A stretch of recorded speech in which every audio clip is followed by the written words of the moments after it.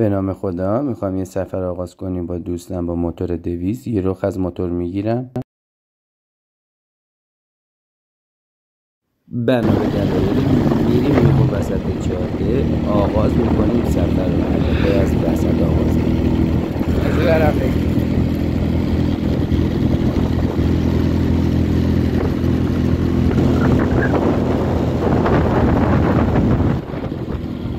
گفتم این فیلم هنری هست و سایه کسی.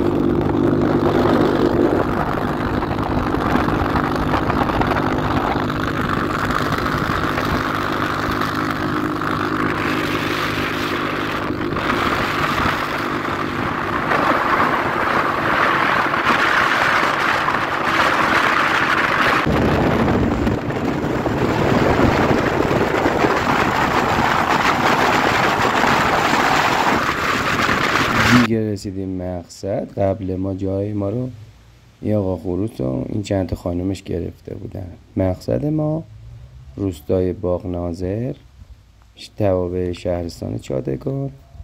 روستای بسیار زیبا، بیشه و رودخانه و چشمه سار.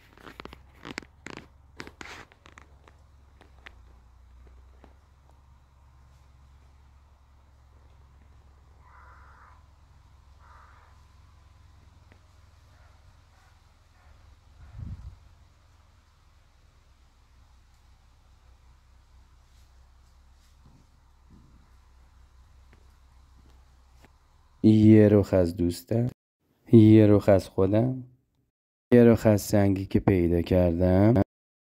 در آخر دوباره یه رخ از خودم و 200. آرزوی خوشبختی برای همه.